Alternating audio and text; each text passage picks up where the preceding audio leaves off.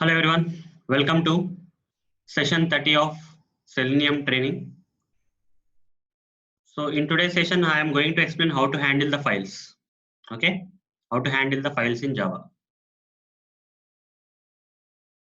So why do we have to handle the files, guys?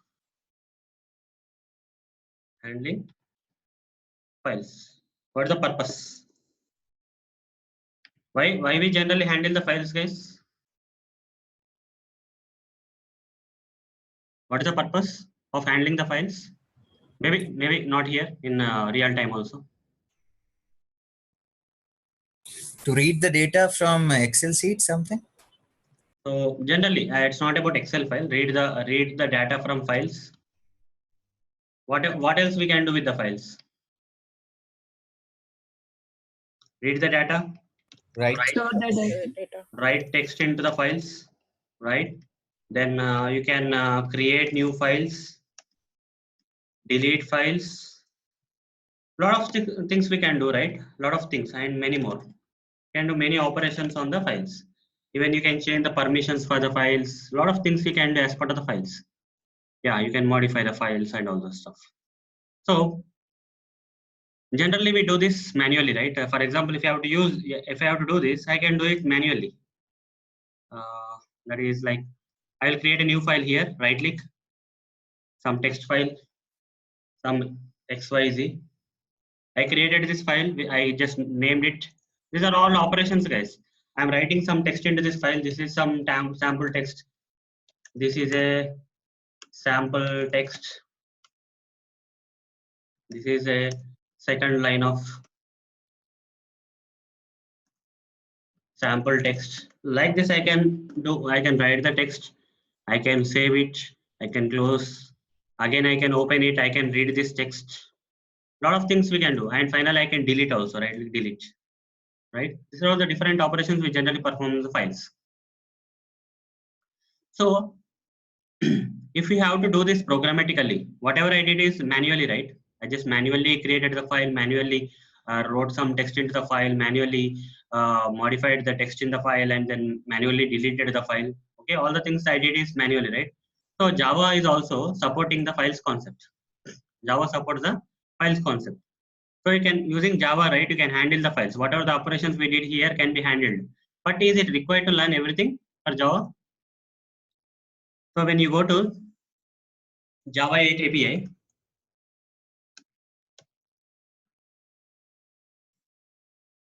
go to this separate page, library page, search for file class. File is a predefined class in Java. File predefined class.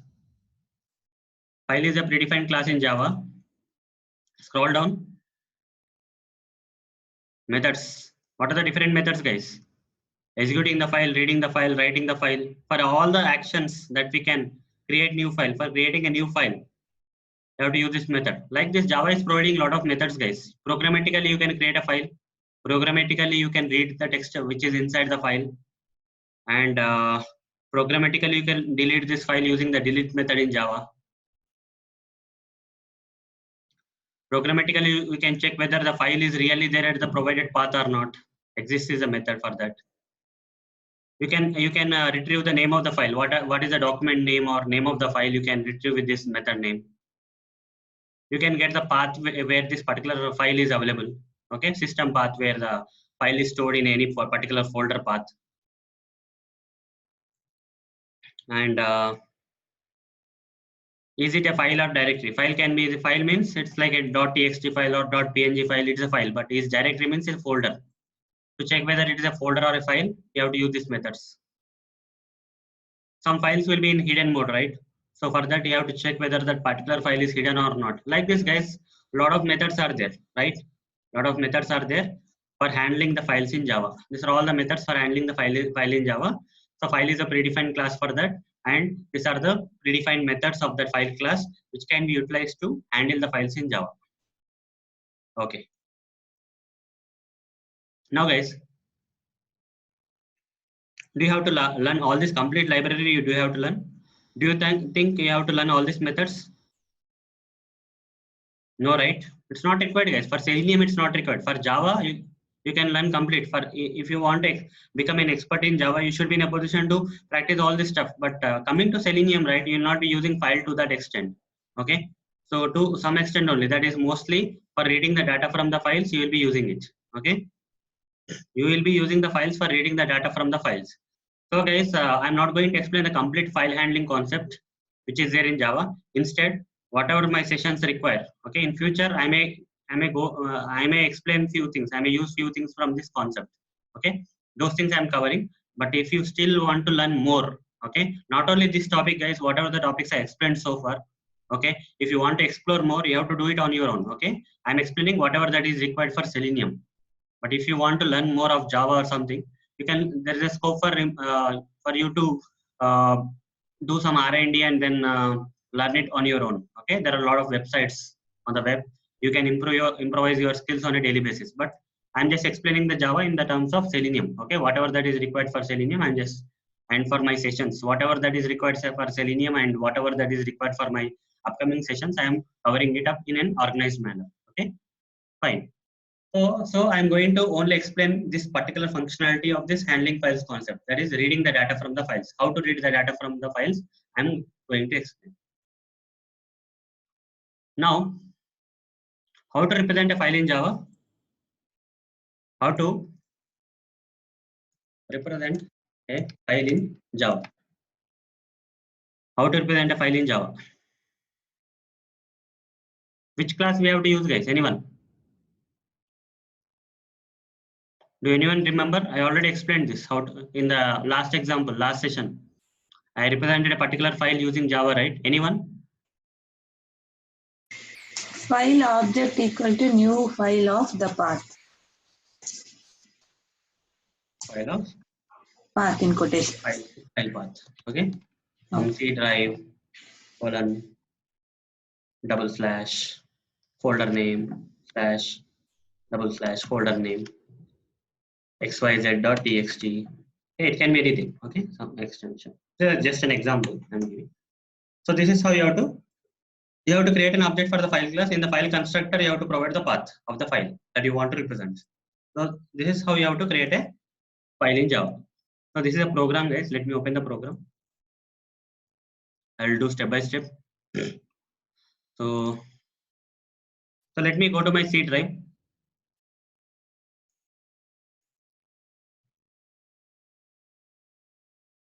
Here in my C drive, I'm going to create a text file, guys, with this name.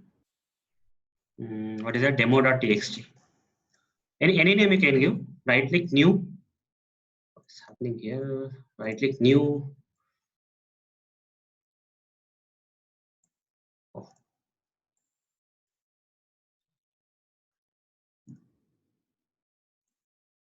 Here it is coming in C drive. My God. Okay.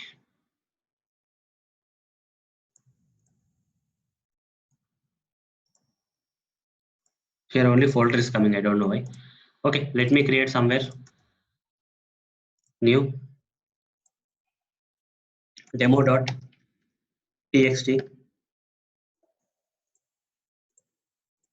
What's the file name? File name is demo.txt. So delete this file. Let me create again. Right click new text file. I will name that as demo. Okay. Right click on this demo file. Select properties. It's nothing but demo.txt file. Okay. So I am just moving this file from here to C drive because I'm not able to create with my options. Okay, let me copy this. Okay. So as I'm not able to create, most of the people will be able to create in C drive, right? But due to some restrictions, I'm not able to create a file here directly. So I just created somewhere and just copy pasted this file here. Okay. This is a file, guys. Demo.txt file. Extension of the name of this file is demo, and the extension is nothing is there inside this file. Okay. Just properties. It's a txt file. Okay. I just created text file. So if I have to represent this demo file in my program, what I have to do? Let me create a project here. Right click, delete this project.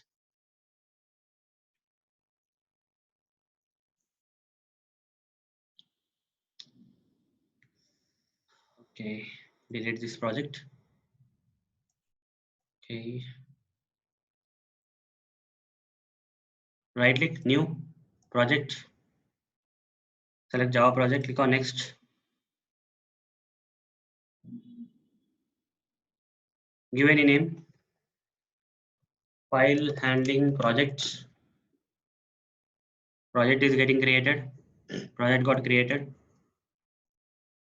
Right click on this src folder, select new class,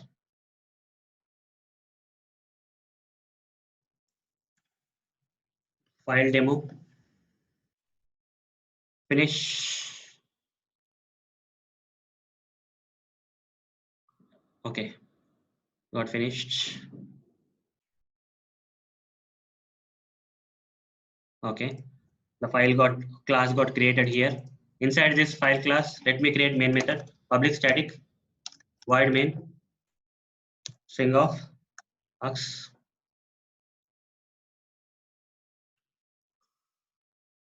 Okay, fine. So inside this main method, how to represent this particular file now? I have to represent demo file. How to represent that? File some file one is equal to f1 is equal to new file. In this I need to provide the path of that particular file. Before that, I need to import this file class. Over the mouse on this file class.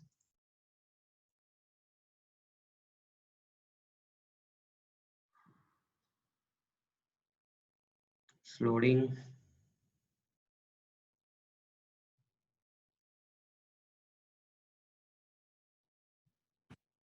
Okay, import this file. This errors will be resolved. Now here I need to provide the path of the file. Go here, right click on this demo, select properties.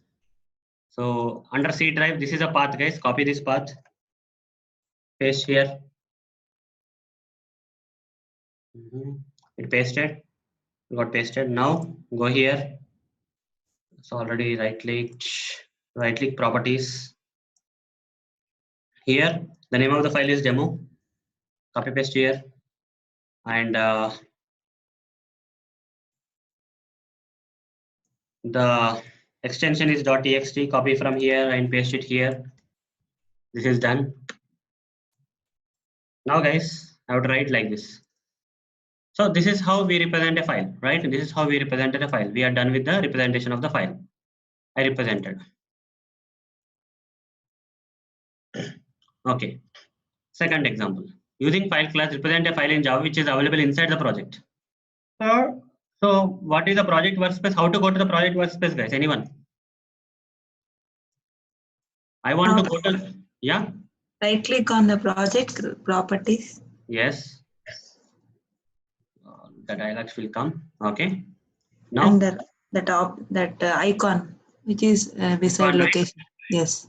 Yeah, click on this. It will take you to the folder, the project workspace. This is a project file. Inside this file, do you have any text file? Not right. Where I created this demo.txt file. Did I create inside the project or outside the project? Guys? Outside the project. Outside the project, right? Yes. So demo.txt file is outside the project, not inside the project. So in case of outside the project, right, you have to provide the complete path. There is no other way. Okay. But what if I create a file in the project workspace? For example, this is a project, right? This is a project workspace path. Up to here is a workspace, and this is a project that got created under this project Eclipse ID workspace. Fine. If I create any file here, right, let's say here I will create another file. That is also text file. XYZ is a file name. Okay. So if I have to represent this, how to represent? I will create another file class. File f2 is equal to new file. So I need to provide the path, right? Complete path I need to provide. Right click here, select properties.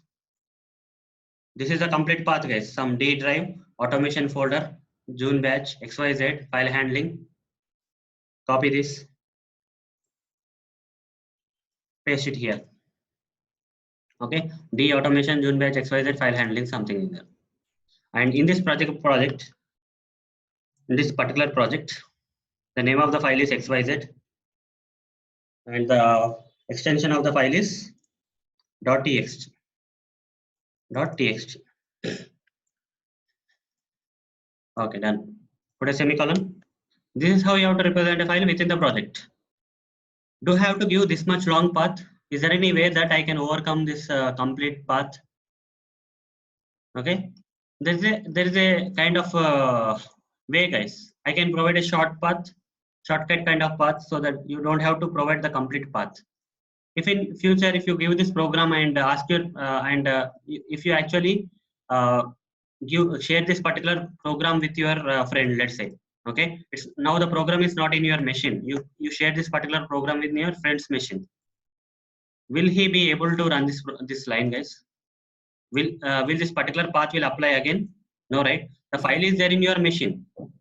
The file is actually there in your machine. So in his machine, this may not be the path. Okay, in his machine, this may not be the path. Okay, this is a path in your machine. When the project is in your machine, this will work fine. But when the project is shared to another person and another person tries to open it, whether he can find this file in his machine, it's not possible, right? Okay, this particular file is there in your machine, and this particular path will apply only for your machine, not for other machines. Okay, this particular path may not be there in his machine. Only in your machine it can be there. So that's the problem, guys. Instead, if you make this file part of this project, okay, so when you refresh here, text file is there. The project, whatever the text file I added inside this project workspace is there. The project's folder is there, right? I added here, and when I refresh the same thing in the Eclipse ID, you see that text file is displayed here. If I share this project, what will happen? This file will also be shared, but only the problem is this folder path will be differing. Okay, this entire path will not be same in another person's machine. To overcome that, right? This way generally called as absolute path, guys. Okay, what is this path known as? Complete path, complete or absolute path, complete or absolute path, complete path of the file. Now, since this particular file is there in my project folder, okay, so I can create a shortcut. I cannot create a shortcut for this path, guys, because this particular demo.txt is file outside project. File outside project, no shortcut. Okay, no shortcut can be created. Whereas this is file inside the project, FIB. Okay, shortcut can be created. Shortcut can be created. So how can the shortcut can be created? A file which is stored inside the project. This is the complete path of the file which is there in my project, right? Even though this particular XYZ text is in my project, I have to write this complete path, the absolute path. We generally call this as absolute path. Now guys, I have to write shortcut path. How to do that? So I will say like this. Instead of writing all this stuff, I will remove all this stuff, guys. So this particular file is there directly under my folder, right? Under the project directly it is there. That means under the project folder name, under the project folder, directly XYZ file is there. In that case, you don't have to write up to here, guys. You can remove this. Simply say xyz.txt. Okay? Shortcut. This will be able to identify, guys. Okay? This is same as shortcut. Shortcut for above is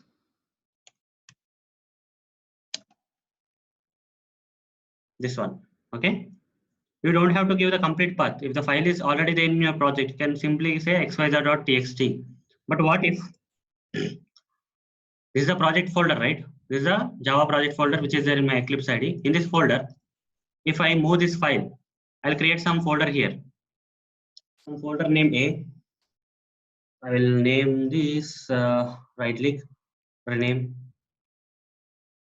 Okay, I'll create a folder called ABC. I will move this file into this ABC folder. In ABC folder, I again have XYZ folder. In XYZ folder, I'm copying this file. So now this will work or not? This shortcut will work or not? This will not work, guys. Okay. Here xyz.txt is given because the file is directly under the project folder. But now when you refresh, under the project xyz.txt file is not there. Under the project abc folder is there. So here you have to write abc.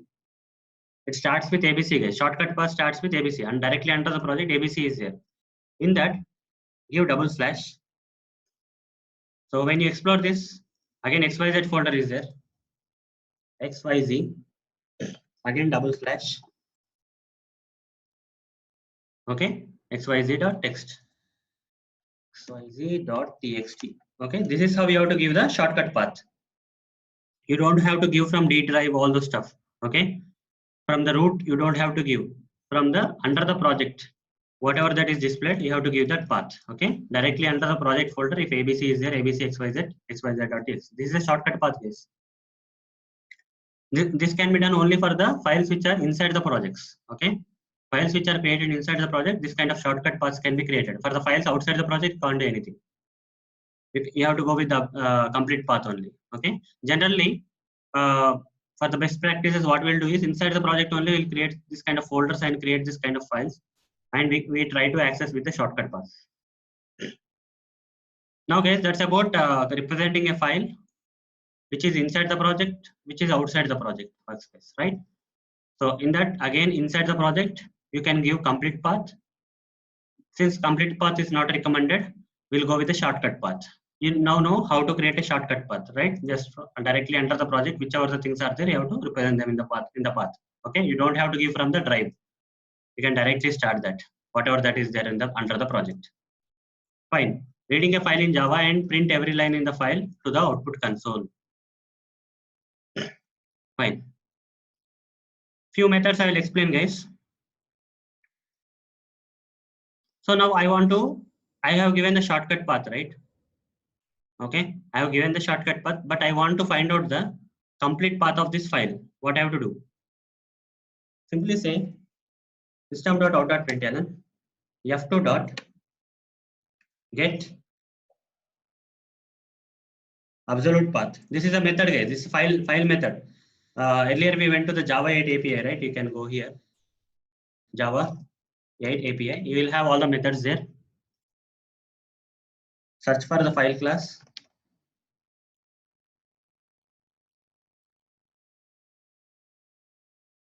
I found it. Click on this. Okay. So here, go down. Some methods will be there here. So see, there is some method called get absolute file. Okay, get absolute file method returns the absolute form of this abstract path name. So not file, guys. This one, get absolute path, returns the absolute path name string of this abstract path name. So when I say here f2.get absolute path, it will give me the complete path of this file. Let me print it out. Okay, right click on this file, file demo.java, and run as Java application. So it's running, guys. The program is running. Let's wait for the output to be displayed. Okay, displayed here. Drag it. You can arrange, guys. You can arrange the output where you have to display. So the complete path got displayed, guys. When I say f2.get absolute path, here f2 path is from abc xyz xyz.txt. But here you see, apart from abc xyz complete path from the D drive. Okay, this is the absolute path of the shortcut path. If you want to get the absolute path of the provided shortcut path, you have to use get absolute path method. Fine, guys. That's absolute file. So what if I use a get absolute path with this path? Will you see any difference? This is a complete path only, right? Nothing difference will be there. So you'll see same path printed out, printed. Okay. Since here is shortcut path, it's giving the absolute complete path. If you are inputting the complete absolute path, then it will also print the same absolute path only. Okay, no difference. F2 F1 dot get absolute path. Okay, save it. Right click, run as Java application. You see the same path. This is a complete path, so complete path again got displayed here. Whereas this is shortcut path, the complete path or absolute path of this shortcut path got displayed here. Fine. Next, let me create another file. File f3 is equal to new file, the brackets provide. So let me create some file directly under the project. You can either go to the folder or right click new. You can create a file. Select this file. If you want to create a file directly in the Eclipse ID, just right click on the project wherever you want to create. If you want to create under this folder, right click on this folder. If you want to directly create that particular file directly under the project, I want to create directly under the project. So let me right click on the project name, say new, say file. Okay, here I have to provide the name of the file. What is the name of the file? Some sample. Okay, sample.txt. I want to create text file. What is the extension of the file you want to create? Which type of the file I want to create? I want to create a text file. So I give sample.txt. Click on finish. The sample file got created here. Let me write some text into this. This is line 1. This is line 2. Let me create some sample text. This is line 3. This is line 4, 5, 6, 7.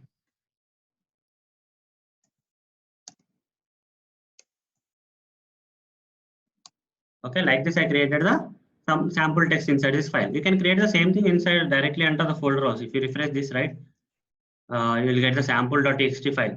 Wherever you create either here or in the Eclipse IDE. Okay, the same thing will happen, guys.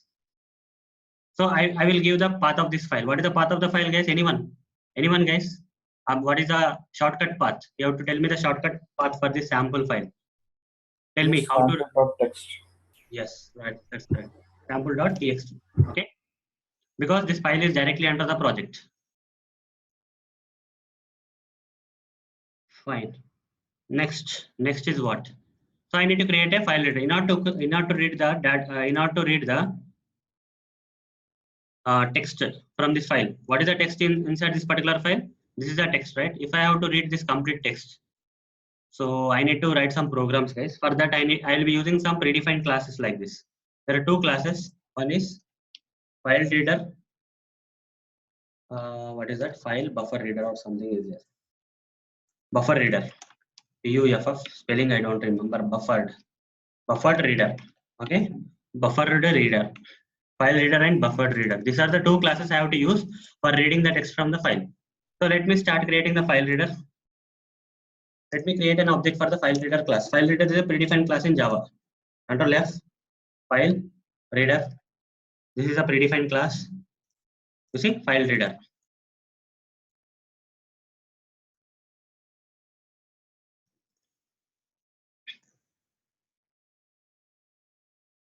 Okay. Let me create an object for that file reader predefined class. Some fr is equal to new file reader. I need to import this file reader because it's from a different package called java.io package. Click on this. Here also, okay. Here it's giving me an error because it cannot be an empty constructor here. It should have some parameter, guys. It wants file as a parameter. So whatever the file you want to read, right, just provide the object reference of that file. This particular F3 is representing this sample.txt file. So just copy paste this F3 into this file reader. Okay, it will be resolved. Still some issue is there. Even after copying this file, right? Copying this object reference of this file, still I am getting error. So let's see what is the error. It's saying that you have to handle this exception. In yesterday's session, I explained, right? What is this exception known as, guys? What is the type of the exception? This is the name is file not find, but which category of this exception it is? Checked exception. Yes, it's being checked by the compiler, so it's called as checked exception. Okay. So how to overcome this? I will simply say I can overcome in two ways. I can handle the exception using try catch block. Okay. If the file is not there, this particular try catch block will handle the exception, but this one will ignore the exception, guys. Add throws will ignore. For now, I'll be using ignore for simplicity. Okay. Throws file not found exception is added, so the checked exception will be ignored by the compiler. It will not be checking that.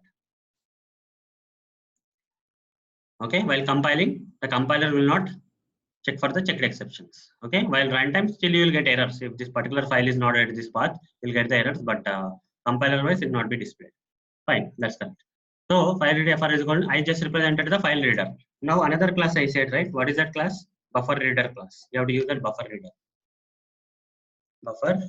Buffered reader. Br is equal to new buffered reader.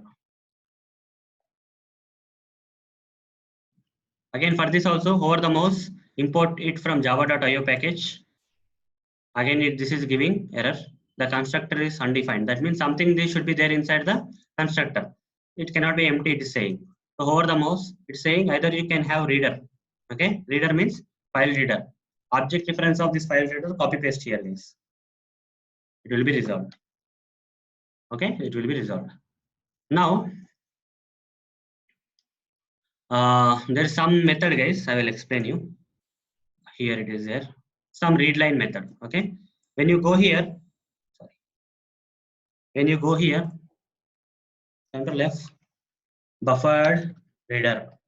Okay, this is the buffered reader predefined class. Buffered reader predefined class. So it has some methods, guys. Go to the method summary. So there are some methods. In that you can see some readline. Buffer.readline. Okay, it reads a line, guys. Okay, it reads the line. So I'm going to use that same. Sorry, I'm going to use that readline method.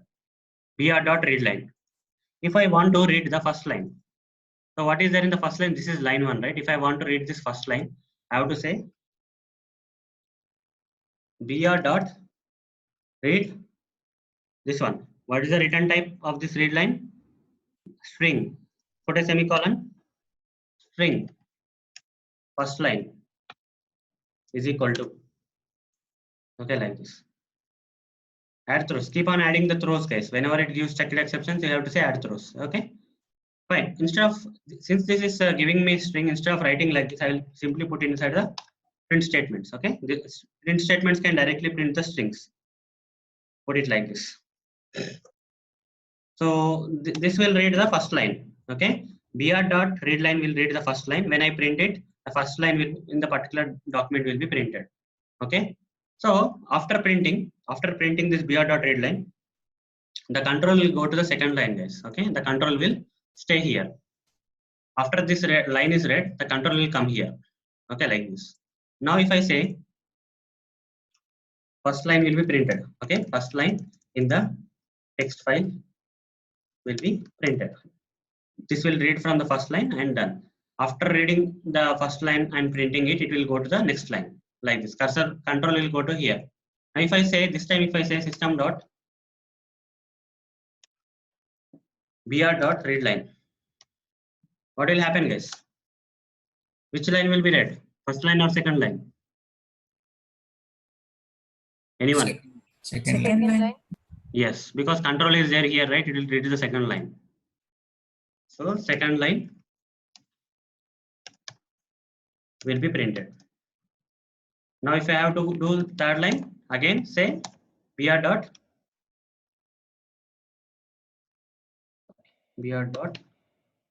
line. Like this, I need to go on continuing. How many lines are there? 1, 2, 3, 9 are there, right? So let's continue. 1, 2, 3, 4, 5, 6, 7, 8, 9. I'll give 10 also. Okay, I'll give 10. So here, 9th line will be read and printed. What about this one, guys? What will happen here? The control will be there here. After this line, control will come to this 10th step. Okay, what will happen at this step? Will be able to print anything after 9th line? Can you guess what will be the output? A blank space. It will print null, guys. Okay, nothing is there. So let's see. When I run this program, you will see that. Okay, now see whether all the 9 lines are printed and also the null should be printed, because I am trying to print a line which is not available. Right click run as. Sorry, what happened? Did any mistake?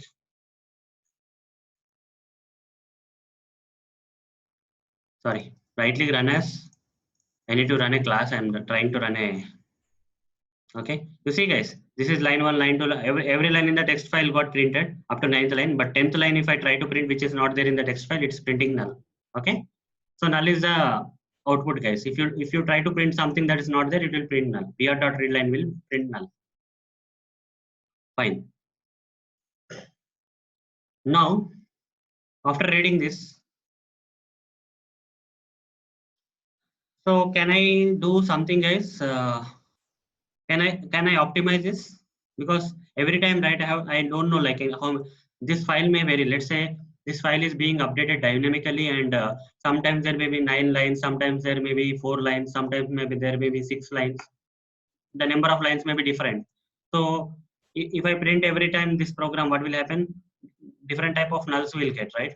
But different lines nulls will get. Sometimes nulls will not be there, sometimes nulls will be there, because this text is changing dynamically. And so to overcome that, guys, to overcome that problem, I have to programmatically convert this code into something. Okay, fine. So what I'll do here is while br dot read line. Okay, so here I will say this is a program, guys. String str is equal to br dot read line, and this br dot read line, this complete str after assigning to str, if it is not equal to null. Okay, so this is the logic, guys. This is the logic you have to write. It works for any size of the file. Okay, any size of the lines. So I will say print str. Okay, what I'm doing here, guys, did you understand what I'm doing here? I'm using the logic. 10th step will give null. I don't want to print null. Up to 9 only it should be printed. 10th step should not be printed, right? So for that, guys, I have written this br.readLine. What will happen? It will go here. The first line will be read. This is line 1. This is line will be assigned to str, which is of string, right? So string value can be assigned to the string object reference. So str will be assigned with, this is line 1. Okay, so this is line 1 will be stored in str, and together, so this is not null, right? This is line 1 is not null. That is true. Okay, this is line 1 is some text which is not equal to null. So it will go inside the while loop and print str. Whatever that gets stored in str, that is nothing but this is line 1 will be printed. After that, control will come here again. Now br.readLine, it will go to the, this is line 2. Line 2 will be stored to str. So line 2 is not equal to null. Again, line 2 will be printed. Then again it will go to the line 3.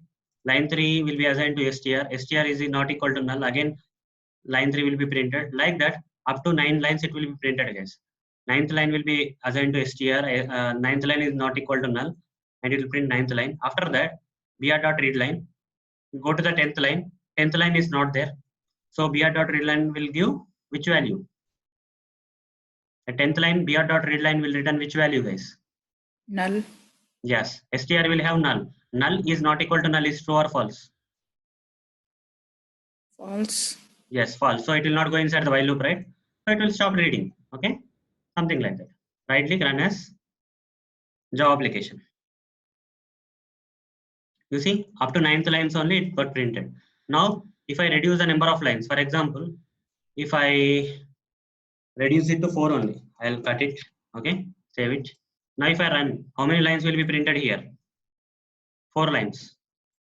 Okay, how many lines are there? Only that many lines will be printed. I can even increase the size of the lines. This is line 10. This is line 11. Does it matter now, guys? With this program, right, all the lines will be printed. Right click, run as Java application. You see, all the different lines will be printed. So this is how, using the while loop, we have to do that. Okay, just practice this thing, guys, after this session. Fine. Anything? This is about the br.readLine. Yes, this one also I completed. Okay, so this is about the files, guys. I optimize the reading and printing from a file using while loop. Okay, which I showed you just now. Using while loop, you can optimize this reading of the line. So this is how you have to. So in real time, you have to use this logic, guys. Okay, in real time, you may have to use this logic. You just practice this one. Is it clear, guys? How to handle the files? Is it clear? Yes, Arun. Right. Fine. Let me introduce collections framework today. Okay, we may take up in detail tomorrow, but let me introduce collections framework at least to some level. Fine. So collections framework. There's something known as collections framework in Java. Okay, collection. What if? Okay, so let me create a new image. So I'm going to explain about collections framework. This is the topic, guys. Collections framework is the topic. So to understand what is a collections framework, you have to first understand what is a collection. Collection. What is a collection, guys? Collection is nothing but a group of objects.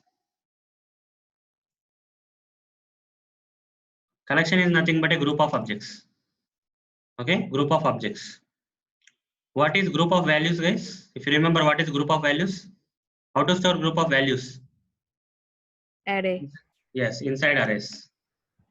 These are some data type values, right? In arrays, you are storing some data type values. But guys, in collections, okay, in collections, you will be storing not data types, you will be storing objects.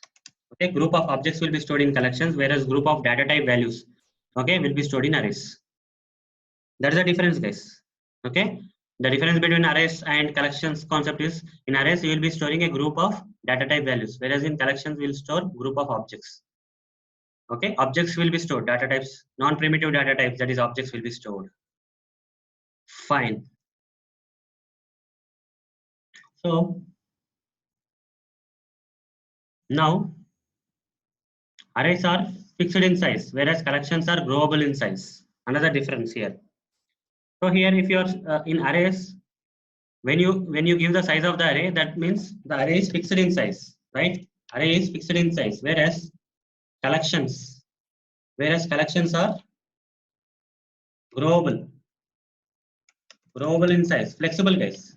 They can decrease, increase, all those stuff can be done in collections. Whereas in arrays, once you specify the size, you cannot modify the size of the array. Here, on the go, on the dynamically, the collections can grow their size. Whereas here, arrays cannot grow the size of the values dynamically. Instead, whatever the value you fix it while creating the array, the same thing will continue till the end of the program. But here, collections will grow continuously. While explaining arrays concept, I explained, right, there is some drawback with arrays. That is, arrays are fixed in size. Okay, and to overcome that drawback, we need to go for collections. I mentioned in that session. In the array session, when I explained the past session, that is arrays, I explained that.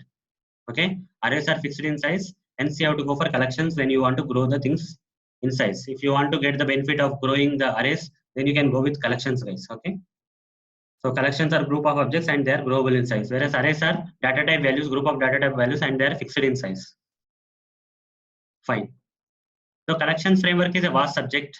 We have to learn the below for Selenium, guys. Okay, you don't have to completely learn all the different collection things. Okay, so collection framework is a very vast subject, guys. There are a lot of things to be learned in collection framework. If your purpose is to learn complete Java, then this is not the actual diagram, guys. Collections framework is far big than what I represented here. Okay, a lot of things are there in the collections framework. It's a very vast topic in Java.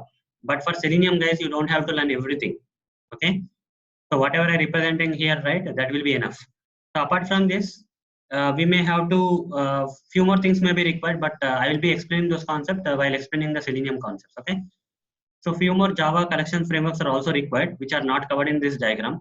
Okay, which I will be explaining during the future Selenium sessions. Before explaining such kind of Selenium sessions, I will first explain that collections framework, that part in collections framework, and then explain that Selenium thing. Okay. So for now, at a high level, just learn collections framework with these items. Okay. In future, I will add few more items to this list. So as part of this Java, I will be explaining only few collections frameworks. This will be enough for Selenium, guys. Apart from this, one or two things will be required, which I will be explaining before explaining that concepts in Selenium. Okay. Till then, just wait for them. Now, collections framework. This is not the complete collections framework. This part I represented, part of the collections framework which is required for Selenium, I represented it. For now, in this part, I categorize collections framework into three types. One is collection, map, and iterator. What are these things, guys? These are interfaces. To represent that collection is an interface, I put a bracket and kept I, guys. Just for representation, diagrammatical representation, I kept this. Okay. map is also an interface. To represent that this is map is an interface, I just put just kept in this particular screenshot that in between the circular brackets I put I. I means interface. Okay, just to represent so that we can easily see which is an interface and which is a class. For classes I put C. Okay, for interfaces I kept I here. Okay. So here in collection framework, I am going to explain about three type of interfaces, that is collection interface, map interface, and iterator interface. Under collection interface, we have list interface and set interface. Under list interface, we have array list. This is hierarchy, guys. Okay, parent and child kind of thing. Collection is the grandparent of the array list class, whereas list is the parent of the array list class. For list interface, collection interface is the parent. Even collection has two children, that is list and set interfaces. List has array list as a child, set has hash set as a child. Here under the map also we have hash map as a child. Iterator doesn't have anything. So guys, in this collections framework, I am going to explain all these things which I listed down here in this diagram. Okay, all these things: collection, map, iterator, list, array list, set, hash map, iterator. All these items I am going to, all these interfaces and classes which I represented in this diagram, I am going to explain one by one in this collections framework topic. To start with, guys, let me explain this for today. Okay, array list. Very simple one, guys. Very simple one. So here on the left side, I will write arrays, guys. Okay, and on the right side, I will write array list. Okay. On the left side, we have traditional arrays concept. On the right side, we have collections framework concept, that is array list. Okay, array list.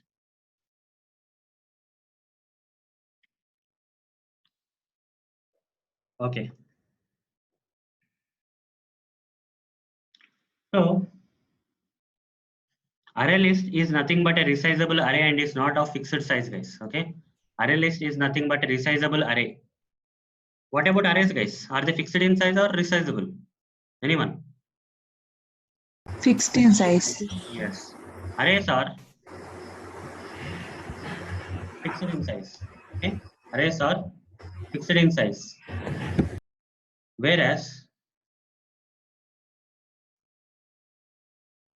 array list is resizable. Okay. Array list is resizable.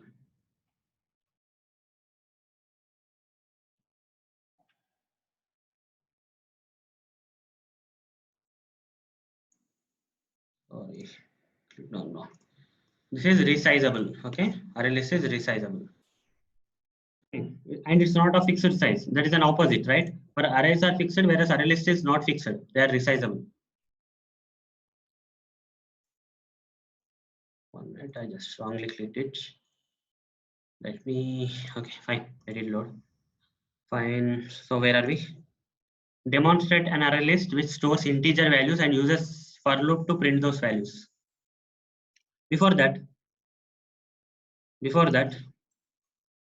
let me represent an array.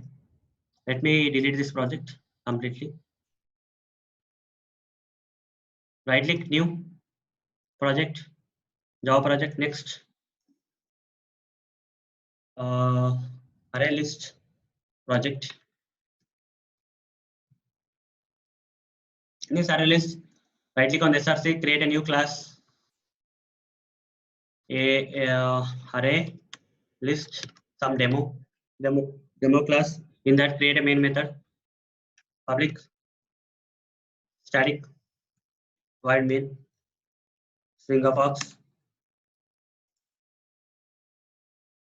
Fine, I created a main method. Inside this, before going to the array list, guys, I'm going to explain arrays, normal traditional arrays. Okay, traditional arrays. So just recap. Okay, how to create traditional arrays? Integer a is equal to new int of arrays are fixed in size. If I say 3, only three values can be stored. That means a of 0 is equal to some 5, a of 1 is equal to some 6, a of 2 is equal to some 9. Okay, this is how I have to create the arrays. Now, how to print him? Print the values a of 0. If I print a of 0, it will print 5. If I print a of 1, it will print 6. If I print a of 2, it will print 9, right? Let me right click run as. So some mistake here. Int a is equal to is gone. Okay, save it. Right click run as Java application. This is the output we got. The values got printed here, guys. This is traditional arrays. Now I'm going to create another array. Once I created a size of the array, it cannot be increased, right? This is not. These are fixed in size. Arrays are fixed in size. Now coming to array list. Array list. Array list is part of the collections framework, and this is nothing but a growable size of the array. Okay. Here array lists are fixed in size and they cannot grow once defined. But here array list is an extension, guys. Okay. Is a resizable array, you can say. Array list is nothing but a resizable array. Resizable array. Array list is a resizable array. Let's find out how to work with resizable array. Let's find it out. Okay, that is array list. So go to Java 8 API. You have to know how to use Java 8 API, guys. Okay, array list. Find it. Array list is a predefined class in Java. Okay, predefined class. And you see the syntax is quite different. You have to put something inside the greater than, less than, and greater than symbol. Okay, something you have to keep. So let me write like this. Array list. You have to put less than and greater than symbol after this array list. For arrays, you don't have to provide anything, right? But for array list, you have to provide this class like this, array list. Okay, you have to put less than and greater than symbol. In between this, what type of values you want to store? If you want to store integer values, can you say int here? Guys, can I say int here? No. No. No, right? Because collections framework will not store data types. I told you already, right? Collections framework will only store objects. If I have to store integer type of values, but I cannot specify the int data type here. But how to overcome this problem, guys? Any ideas you have? So we have to create an object for the data type. No, I don't do. I cannot create an int data type here, right? But in this brackets, I want to put something so that I can assign some integer objects. List something. You have to put integer wrapper class. Okay. Do you remember the wrapper class, right? Yes. So for integer data type, for integer, if you have to represent in the terms of object, you have to give integer. This will store the objects in integer values only, but objects will, in the form of objects, it will store. Okay. Since collections will only store the objects, you have to use the wrapper class. You should not use the data types. Okay. So this is one thing. So here I'll create an object reference, that is list is equal to new. Copy this. Same thing, guys. Copy this and put some method kind of things at the end. Okay, this is a syntax, guys. Okay, array list, the type of values you want to store. For the type of the values, you have to give wrapper class. If you want to store some other types, for example, some decimal values, what you will give here, guys? Which wrapper class you will give? Float or double? Double. Yes, float or double you will give, right? Since I want to store integers, I will give integer wrapper class. Otherwise, you have to give double wrapper class. Like this, class name should be there. For strings, right? Directly string is a class, so no issues. Okay, it's not a wrapper class, it's normal class. Predefined class in Java, string is it, right? So other than that, whatever you want to store, you have to give the wrapper classes. Type of values. And at the last, if you want to store different type of values, into the single array list, if I want to store different type of values in a different type of values, what I have to do, guys? Object. Yes, object is the parent of all the classes in Java. So you have to give object class. Okay, you are good, guys. Very good. Integer. Let's change to integer for now. Okay, I want to store this as an integer array list. Import this array list. So which package, guys? Java.util package. From Java.util package, I'm importing this array list. Let's see in the API also. Array list under which package? Java.util package. Fine. So let's find out its methods, guys. This array list has some predefined methods. Scroll down. Method summary. So there is something called add. Okay, add method. So I have to use this. Where is that? Add and get methods, guys. Okay, add and get methods. I have to use add and get methods. two methods. First thing is that I have to use add. Other one is get method. These two methods I will be using, guys. Remaining methods I never used. It's not required. It's not required, guys. Few things may be required. I will use it based on the requirement. Okay. So for that, list dot add. Okay, here you see list dot add. Which type of value you have to provide in this add method? I have to store integer values. I will say here 3. List dot add. I will say some 5. List dot add. This is how you have to add, guys. So here in the arrays you have assigning like this, right? A of 0 is equal to 5, A of 1 is equal to 6, A of 2 is equal to 9. But can you say A of 3 is equal to some 3? Can you give like this? It will take, but in the There will runtime, be runtime, there will be exception. yes, array index out of bounds exception will be coming, right? Yes. So that's not possible in arrays. But here, right, you can add as many number. It's not fixed in size. It's fixed in size. Okay, but this is not fixed in size. You can, it's global in size. It can be resizable. While writing the program, you can add any number of values like this. Okay, it's not. There are two methods which we basically use. One is add method. Okay, this method belongs to this ArrayList class. Okay, some 9. Okay, like this I added 4 values.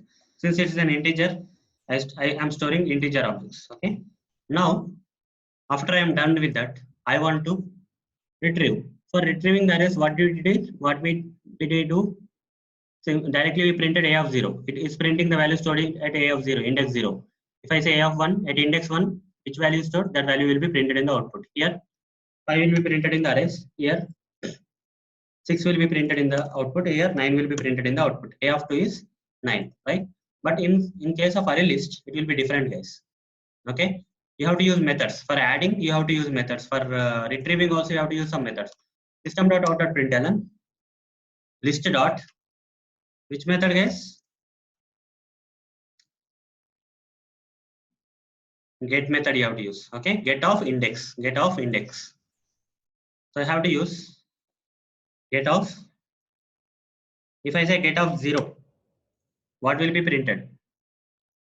3 will be printed. Yes, first value, that is index 0 is this one. Okay, index 0. So 3 will be printed here. The second value, simple, right? Get of 1, get of 2, get of 3. That's it. How many values are there? That many values you can write. Fine. Here, what will be printed? Get of 1, 5 will be printed. Get of 2, 7 will be printed. Index 2. Get of 3, value 9 will be printed. Like this, guys. So let me run this program and see whether this array list is working or not. Let me remove this thing. Let's have only array list for now. Okay. Let's focus on array list. Save, right click, run as Java application. You see what is the output? What is the output, guys? 3579. Okay, 3579 got printed. So can I optimize this with something? I want to use for loop, guys. Okay, so instead of manually printing get of 0, get of 1, get of 2, get of 3, right? I want to use for loop. Okay, some logic I want to use. For int I is equal to 0, I less than, how, guys? List dot size Sorry. I plus plus. I'll explain that. Just give me a second. So here you have to think about these 3 things. Arrays. How to find the size of the array? Length. Length is a variable. Okay. Yes. Length variable you have to use. And coming to the strings. How to find the size of the strings? Anyone remember?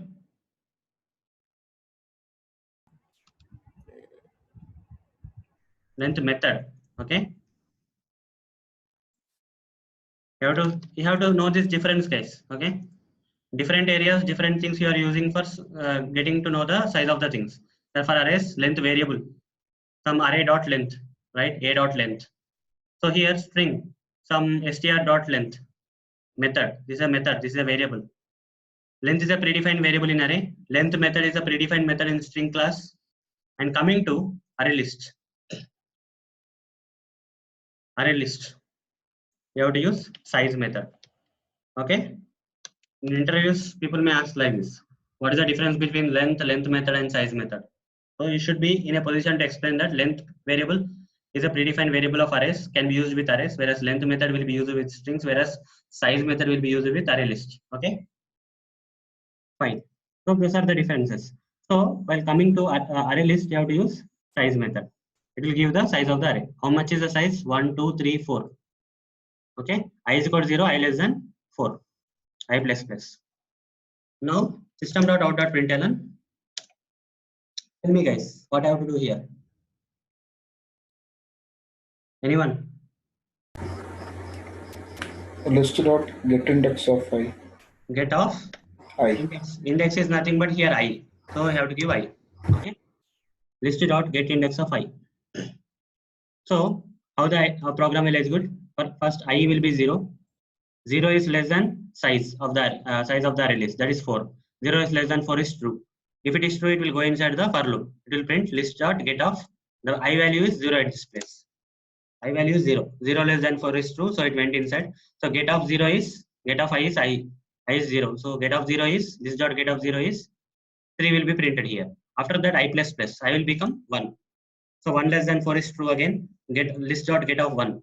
Get of 1 is 5. 5 will be printed. After that I plus plus I will become 2. 2 less than 4 true again. List dot get of 2. That 7 will be printed. Again I plus plus I will become 3. 3 less than 4 is true again. List dot get of 3. Get of 3 is 9. 9 will be printed. After that I plus plus I will become 4. 4 less than 4 is false. So it will come out of the for loop. Okay, this is how you have to use for loop with array list. This is how you have to use for loop with array list. Okay. Now guys,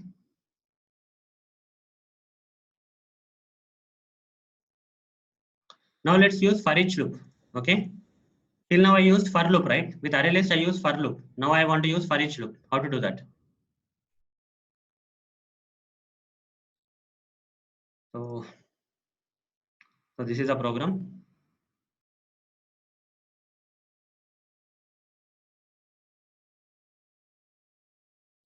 Like simple. The same way you use it with arrays, right? The same way you have to use. Okay.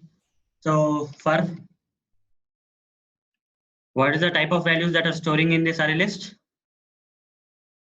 Guys? Integer. Integer. So copy this integer, paste it here. Integer, some temp value, some variable name. You can give any name here. I gave temp. And here, the object reference of this array list, paste it here. Now put this inside this. Now system.out.println. What do you have to print here? For each loop. What do you generally print in for each loops? Anyone guys? Temp. Yes, temp. Copy this temp, here put it here. Right click, run as Java application. You see the same values got printed here. Okay, working fine. This is how you have to use for each loop. You have to practice for each loop with array list also. Okay, just practice guys. Okay. Now guys, here you can see what is the parent of this array list? List. List is an interface, right? Is list as an interface? Because I mentioned I, so it's an interface. Can I create an object for this list?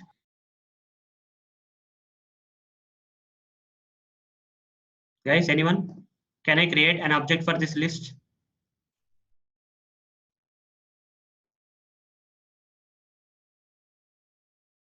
I explained in the interfaces concept, guys. Can I create an object for the list interface? Anyone?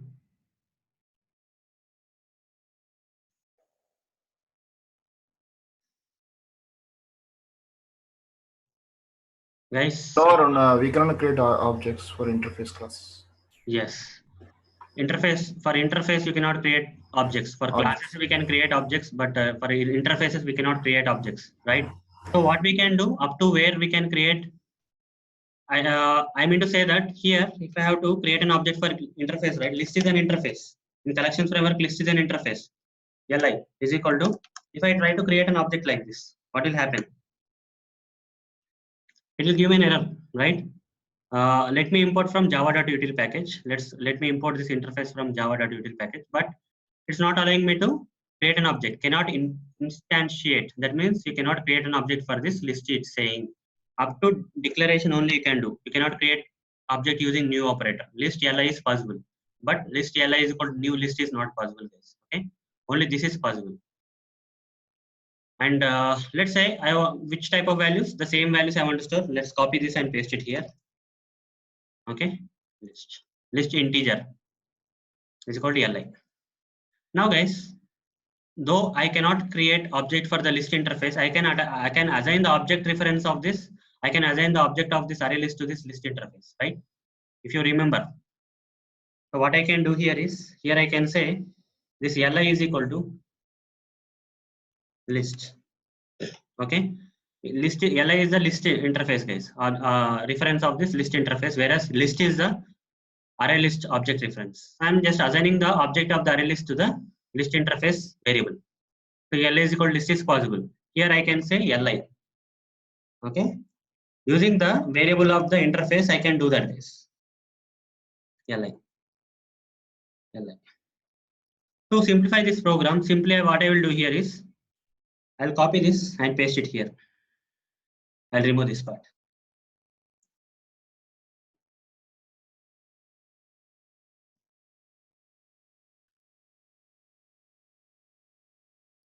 Okay, what's happening here? List is an interface to which I cannot create the object, right? Only I just declared it. On the right side, I am creating an object for, am I creating an object for list or array list? I'm creating an object for list or array list? List. No, I'm not creating an object for list here. When I say new array list, that means object will be created for array list, which is on the right side. New array list object. Okay. So the object which is created for array list is assigned to the variable of the list interface. Any confusions, guys, here? Directly, I cannot create object for the list interface, but I can create an object for the, you remove this part, guys. This will also work. Okay. What is this? What is this? Array list object creation, guys. Okay. I can write a statement like this. This object I can assign to the variable of the list interface. Okay. Since I cannot create an object for the list interface, what I will do is I will create an object for the array list and assign that object to the variable of the list interface. This is possible, but okay. Using this list, because why I'm explaining this list is equal to new array list in real time, right?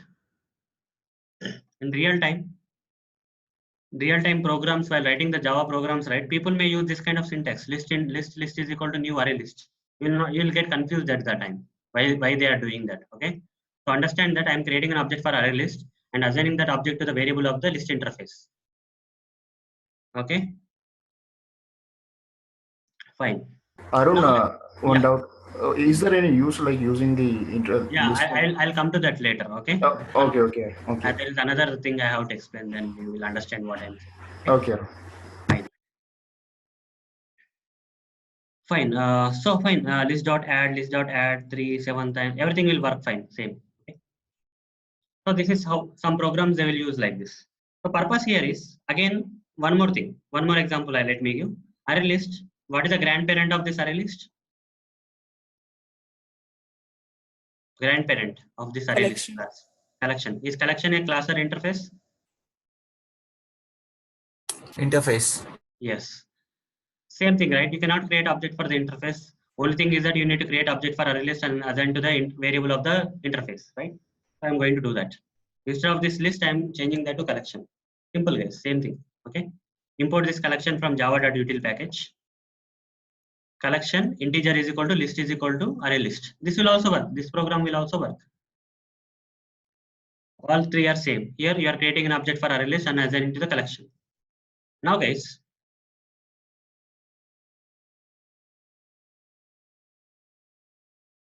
the purpose, right? The purpose here is there may be some situations in the programs where I may be using both list and set. Okay. At a parent level, I may use collection. This since collection is the parent of this list and set. Both the objects of this set and list can be assigned to the same variable of collection. Okay. There may be some situations in Selenium, guys. Okay. It's not now. For example, in Selenium, right, there will be a situation like what do we call? There's something called WebDriver, right? In Selenium, WebDriver is an interface. Okay. Selenium also has a library, guys. WebDriver is an interface in Selenium, and there are some classes like Firefox driver, Chrome driver, and IE driver, like this. Firefox driver is for Firefox browser. Chrome driver is for Chrome browser. IE driver is for IE browser. But WebDriver can store the objects of any of these drivers, guys. Okay. So in a parameter, if I give Firefox browser, it will assign this particular object to WebDriver. In a parameter, if I give Chrome browser, it will assign Chrome driver to the WebDriver. Okay. The variable of this WebDriver can be assigned with any of these objects, guys. But this object cannot be assigned to Chrome driver. This Chrome driver cannot be given to IE driver. You got the point? Why we are assigning the objects of different classes to a kind of interface, guys? Yes, sir. Yes, sir. Yeah, this is the purpose, guys. Nothing more than that. When I talk about Selenium, right, this is the purpose we have to learn. Why we have to assign the objects to interfaces. This is the thing. WebDriver will act as a common thing. In framework level, you have to write WebDriver. Okay. Framework level, we need this concept. So you can assign dynamically. You can assign Firefox driver. If your requirement is to run all your automation scripts on Firefox browser, simply you will pass this Firefox, and then this particular driver will be assigned. Okay. The same WebDriver. Same thing. So the same driver can be variable of this WebDriver can be used anywhere in the program. Okay. So like that. When come to the reality, right, you will understand more. For now, just understand. Okay. WebDriver is a common thing, right? It can intake any object because it's an interface and it's a parent class of all this parent interface of all these classes. Okay. Any of these object values can be stored into this WebDriver interface variable. Okay. Fine. So programmatically, we need this kind of concepts. So here, it doesn't matter, but why I'm explaining here is some people may write the programs in the web or somewhere. If you are facing some problems, and if you go to the Google or something, or even the frameworks that were written by your people in your company, they may write sometimes like this. So you may get confused. What is this? They are creating an object for the ArrayList and they are assigning to the collection interface. Why they are doing that? Okay.